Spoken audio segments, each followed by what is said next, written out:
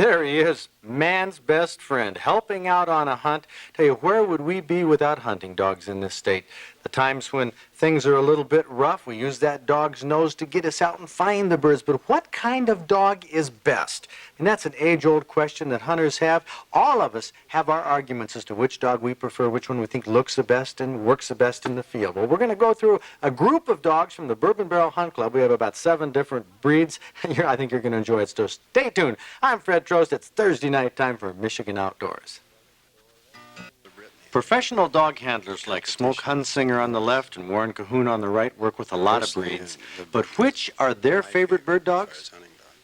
Any pointing dog, short hair, but the Brittany especially is my favorite. Is that because of this particular dog? You like his personality, or do you like the breed, and why? I like the breed. He's small, not cumbersome. Well-behaved, well-mannered dogs. Excellent noses. What's the temperament of a Brittany like? As long as they're away from other dogs, real well. Real good family dog. You mean they're scrappers? They love to fight. Well, now, how is that a dog who loves to fight has a good personality? I'm not sure what it is. Whether the breeding of it stems from back, I believe they were from a cattle chasing type dog. Whether or not it's from getting hit in the mouth too many times with a hoof or what, but they will fight and scrap with other dogs real quick. But humans they're friendly with. Yeah, they're very, very good pets, very good household pets. Now, what is a Brittany like in the field? How does it approach birds, come on to point, and so on? It reminds me of the English setter. It uses the wind. It will track, but it basically uses the wind up off the ground. And we'll go downwind and work back to you, which is basically the English setter's trait. So it holds its head high? Very high. Well, the high head of the small Brittany is a characteristic much like English setters, larger pointing dogs with lots of class and lots of style. Well, your English setter, long hair, excellent pointing dog, terrific as far as field trial. Can cover a lot of ground for you. Basically, you better be fast, unless the dog will hold good point. Because they cover so much ground so quickly. Right. They are a very fast dog, and they will run over scent by being that fast. Now, they also hold their head high, and they're scenting in the wind. Right. They will even, I've seen them follow flight of a bird that was coming into a field. They will use the wind as it spreads out and will pinpoint a bird that way. From the air? From the air, as they glide into other fields. English setters are amazing, quite popular among grouse hunters especially. But English pointers, popular in the south for quail, aren't as popular up north. I believe they've been bred down to, for show too much to where they're very timid anymore. They don't really care for the hard cover, and they're mostly for show anymore. So you're saying that the English pointer has sort of fallen out of favor with the hunting crowd? You get down in quail country, I suppose you have quite an argument there, but up in the pheasant country, and this kind of hunting right here, they're too fast and too timid. Well, English pointers have lost popularity up north, but the similar-looking German Shorthair, an often darker dog with a shorter tail, has been gaining popularity. No, German Shorthair, they're a lot better dog. They seem to be work a lot closer than a English pointer or a setter. They seem to be a lot closer dogs. Sometimes you do get some that does get out quite a ways, but usually they'll stay in kind of close. Now, this Shorthair is young. It's fresh in the field, romping with its head high, but when they settle down, they'll hold their noses closer to the ground than an English setter or a Brittany. Strictly on the wind, and they'll also track. But, a German Shorthair has a little hound blood in it. Yeah, they'll track just as good as a lab or any type of tracking dog, really. What about the temperament on the Shorthair? They're not mean. Very seldom you ever see a mean one, unless they're struck by another dog. And, they'll get mean, but other than that, they're pretty well-mannered. They're a good house dog. German shorthairs have a practical advantage with their short hair, but it doesn't keep them as warm as their cousins, German wire hares, sometimes called draught hair pointers. It's a German short hair with longer hair. I'm not sure of the breeding, how it came about. Basically, same temperament, a little taller, a little huskier, but similar to the short hair. But it can take a little colder weather and it can retrieve in cold weather, can it? Right. They was built more for the retrieving end of it. They're a good dog. What's your preference, Smoke? Short hair or wire hair? Actually, they're about the same dog, basically. They point the same. Their heads are low. You very seldom you ever see them, their heads way up in the wind, like a setter or a English pointer. They're closer to the ground. And they got real stylish point on them. And they retrieve in water just as well as a lab. Most of them will retrieve in water real well. German draught hares do take to the water, but they can't take cold water like a Labrador retriever. Either black or yellow, retrievers are good on upland game. Well, the reason I like them, they're a good all-around dog. They mostly track, other than scent in the air like a pointing dog does. They mostly track and retrieve real well. So you're going to see them go with their head toward the ground. Actually, yeah, that's what they do. They track. But they don't hold for a point. No, they're not supposed to. They're real aggressive. And basically, they're a brush dog. Water retrieve. What about the temperament of a Labrador? Mild. Until you get to a younger breed, which is like her now, she's a 2-year-old. She's quite hyper yet, so she's real aggressive as far as in the field. You have to keep right up to her. But after a lab gets a certain age, then they slow down a little bit and they're easy. Walk slow, hunt close. Who tends to like to use labs, besides duck hunters? Well, on preserves, and mostly everybody likes to use a lab because they're slower. And they track. You don't lose as many birds. Well, Labradors are gaining favor by many upland hunters, but all the breeds have a place in the outdoors and as house pets.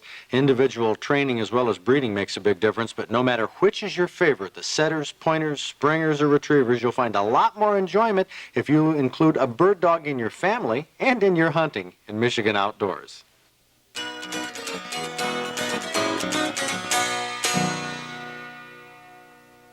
Where's the best action right now for hunting with a bird dog? Well, I'd say the Upper Peninsula. I've gotten some real good reports up there. Dick's favorite sport says lots of grouse and woodcock in the area. Most hunters have limited out on woodcock, hitting like crazy. He's talking about the salmon. He says all around Lake Superior, they're hitting in close to shore. A report of a 500-pound plus bear up in the Keweenaw Peninsula. Good bear hunting, by the way, through the UP. Dick also says 20 to 30% leaf change right now, so it's beautiful in the Upper Peninsula. I was just there this past weekend. 425-pound bear was reported by Bayshore Resort in the Gladstone area. By the way, jot this number down for conditions up there. It's not toll-free, 906-428-1600. They'll give you reports like the Chinook fishing is excellent at the top of the Bay de Knox. DNR in Newberry reports a 585-pound bear, the biggest I've heard of so far in the state. They've checked in 63 bears. They say the two-hearted is about 1 week away from the steelhead run, 25% leaf change. Walleye are still holding up in Manasquang Bay. And Lake Chanot Landing says around the Lake Chanots, the best news is the 8 to 10-inch perch. Some good size when caught up in that area. Adrian's Sport Shop at Rogers City says the fishing's real good, but they have too much water. That we find as we move downstate. Off Charlevoix, Ward's Marina says salmon are steady, some big ones, some little ones. The perch have not come in yet like they're waiting for, that big boom of perch. Now, we're down into the problem area, down the steelhead streams, the west side of the state. Emil Dean says the water level in the Manistee is a foot high. He's catching a few fish, not a lot. Coho Bob says at Pentwater, hey, if you want to catch a couple salmon, maybe a lawn chair, a piece of a picnic table, that's what they've been catching this past week. They lost a week of fishing, but out in the lake, they're picking up now with a couple salmon per boat. A 4-pound smallmouth was caught off the pier there at Pentwater. Sport Fisherman's Corner says the Muskegon is wide, wide, wide. A lot of water. Fishing's out in the lake. Captain Nichols, Don Nichols, down in South Haven, says the kings are around the piers early morning, late evening, and in the rivers. The perch, 65 feet of water, small to medium. Ray Nichols says on the other side of the state, perch by the hundreds. Walleye fishing is tapered off. Dennis Schammers at Schammers Sport Shop in Sanilac. Port San Lex is the perch are done, but the salmon are starting to move into the streams. And Gail Bedore, Gail's Bait Shop in Quanticus, he says catfish fishing is great in the cornfields. What do we have? Salmon, probably. He says they had 13.5 inches of rain up in that area, so that's wiped it out for a while in many respects. 8 to 9 inches of rain up around Houghton Lake. Dick Peterson from Chief Sports Shop says that put the fishing down. Leaf change is about 20%, so the state is starting to look beautiful. Watch the water, wear your boots, catch a big fish or get a big buck, and write to us, send in the picture so you can be in the trophy book. There's a little girl who's just thrilled to have her picture taken with this big fish. The fish is a freshwater drum or sheep's head, 15 pounds, 31 inches long. It was caught by the big guy in the picture, Ray Willozen of Saginaw. He was casting a MEP spinner off Ludington last September. And in the boat helping him net the fish were his 2 sons and 6-month-old daughter, Courtney. And like I said, Courtney is obviously thrilled. 14-year-old Mike Danzer from Birch Run was pretty pleased with his trophy catch. A 34.5-inch carp, 19 3/4 pounds. He was casting a Hottentot of all things in the Cass River in Tuscola County, and this brute gave Mike a battle he won't forget. Now there's a smile only a mother tiger muskie could love. This 20-pound, 9-ounce monster, 46 inches long, was caught by Dwight Kittle from Lansing. Dwight's on the left, and he was fishing with Bob Garner's favorite pike lure, a Bill Norman spinnerbait with a trailer hook. Mecosta Lake was the location, not formerly known for tiger muskies, but it is now. Now, last year was the year pink salmon had their big run. Usually a small 2-pound fish, this pink salmon went for a spinner in the Trout River in Presque County. Weighed nearly 4 pounds, taken by Gary Heinrich from Utica. There's Leslie Gilbert from Flat Rock. She was mighty happy with this salmon. It took her 25 minutes to bring it in. Caught on a J-plug in Lake Huron. Weighed in at 14.5 pounds. Now that is not big for a king salmon, but for a coho, it was tops. That is the #1 coho caught in Michigan in 1985, just 1 year ago in September, making Leslie Gilbert our Michigan Outdoors Trophy Angler of the Week. You know, it's funny. Nothing really in Michigan Outdoors will jangle the nerves of a sportsman quicker than an encounter with a black bear. In fact, there were several people up in the Upper Peninsula when the bear season opened last week that had these encounters, one of which was a youngster that guy Dale Robinson from Newberry told us about. Now, we had some young hunters this year that had never hunted bear in their life, hunted deer only a couple of years. And he happened to have a site that was very tight quarters, real brushy around him. I mean, you couldn't see 5 feet from his site other than where the bear was at. And his bear came in this weekend, and it just raised all kinds of havoc with him. Shook trees, growled at him, was circling for 2 days. And his father tried talking him off that site, saying, "No, I don't want you there, it's too tight." Well, his dad went in and sat with him out of concern. And that night, the bear did come in his sight, and he...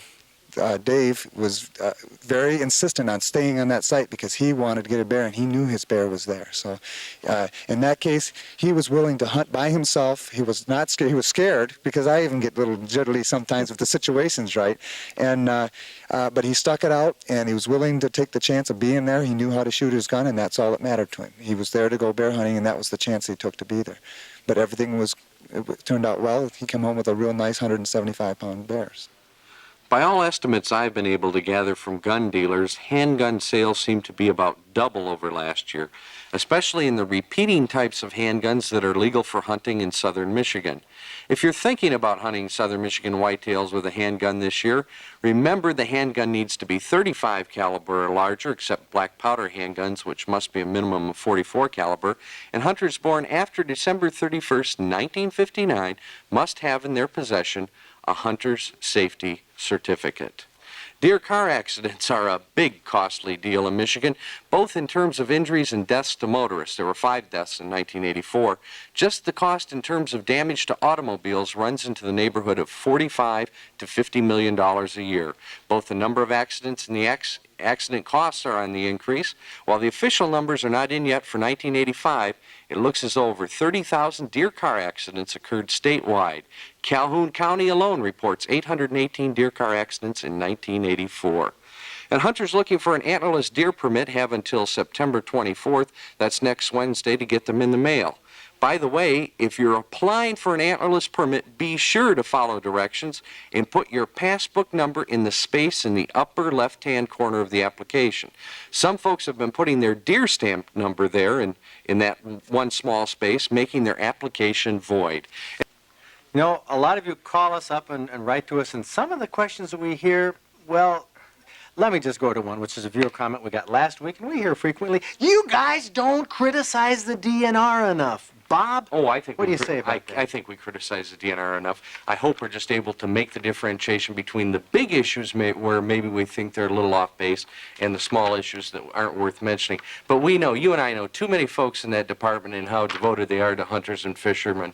And I just don't want to gripe for griping's sake. I'd rather pat them on the back, give credit where credit is due, than spend all my time working them over. Nitpicking, you know. Nitpicking, because I tell you, they do an awful lot of good. Let's handle another one, Bob. Another question from Dorothy Locano from Maple City. She writes, she says, I'm a senior citizen who wants to take up fishing. I live on a lake but don't know the first step to take. Dorothy, that's what our new program, Outdoors Forever, is all about. Roger McCarville is coming up in just a moment to talk about this. This fall we'll be talking about hunting, but I think you're going to find in the Outdoor Digest in the future and on the show we're going to be addressing a number of these things, not just for senior citizens and handicappers, but everybody who wants to become more involved, learn how to fish and hunt longer in their lives. So that'll be coming up. We'll have more information for you. Now, let's see if you can answer this question in our outdoor quiz. How large is the world's largest collection of broadhead arrows? Floyd Eccleston of Mount Pleasant, Michigan has collected and displayed over 1,500 different manufactured and homemade broadheads that date back to 1912, verified by the American Broadhead Collectors Club as the largest collection of its kind in the world.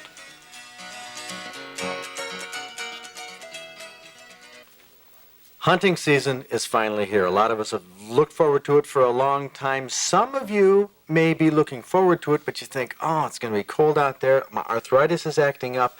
I just don't think I had better get outdoors the way I had before. If you're like Roger, you have an artificial leg right there. I have a little helper here to get me out in the woods. Now, Roger, you lost your legs how long ago? 10 years ago, I fell off a boat and lost the legs, and I still wanted to hunt and fish and get out in the wilderness, and I find that the chair and the leg can get me out there. Roger McCarville is becoming here the #1 man in Outdoors Forever, our new organization we put together. Rod, you're going to be holding some meetings, conducting some seminars at our Hunters Workshop. Rod showed me a magazine a little bit ago. I want to share some of the pages with you. It's called Sports and Spokes. I had never heard of it.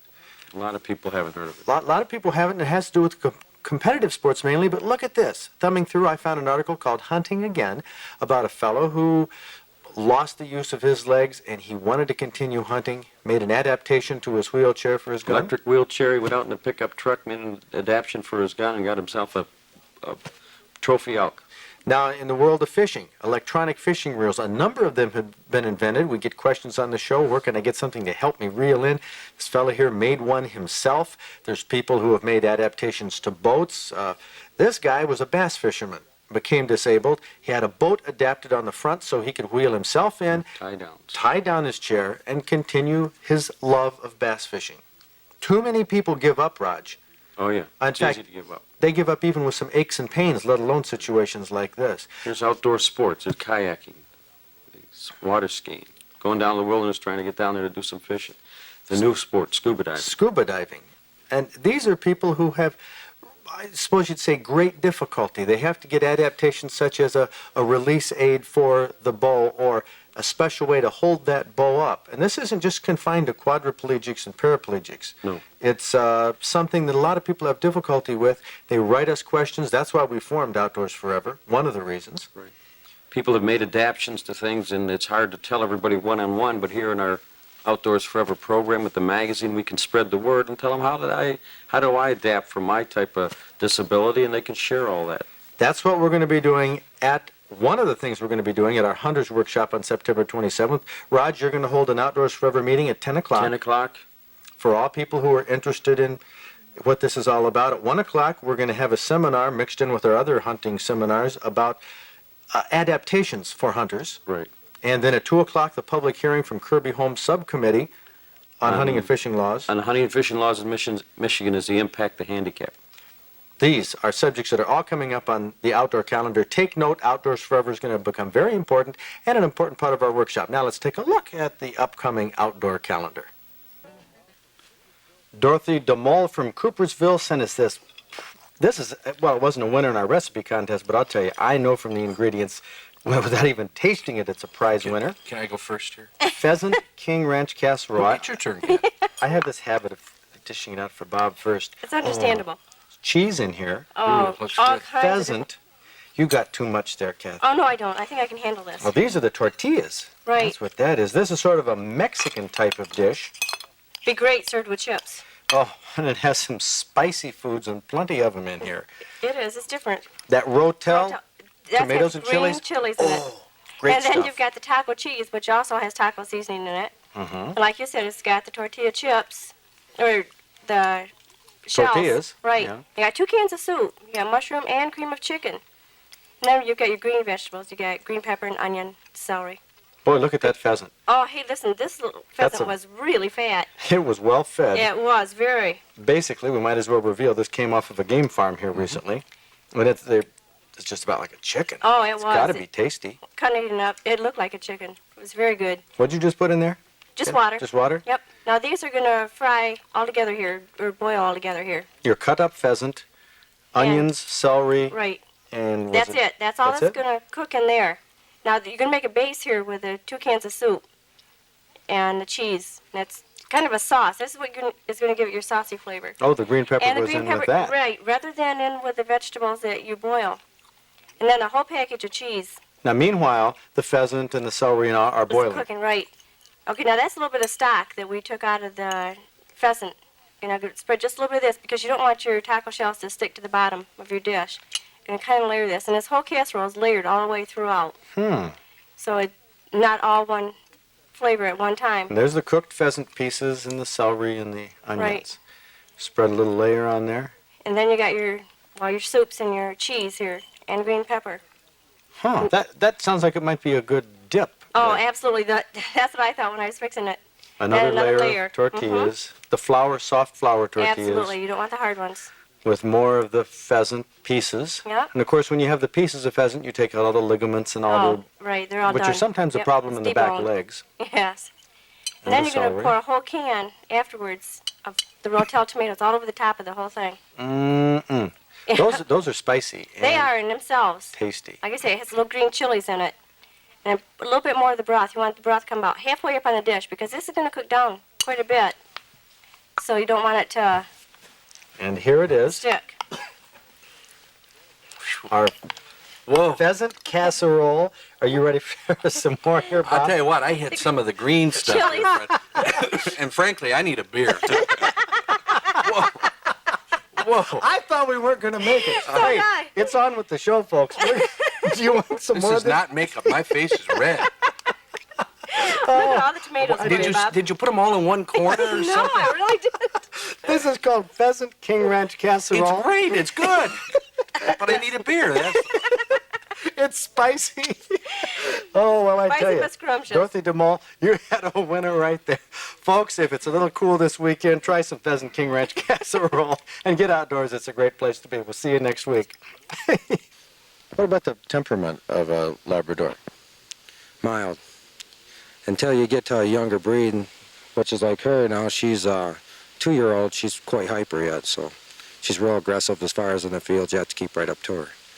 But after a lab gets a certain age, then they slow down a little bit and they're easy. Walk slow, hunt close. Mostly everybody likes to use a lab because they're slower. And they track, you don't lose as many birds.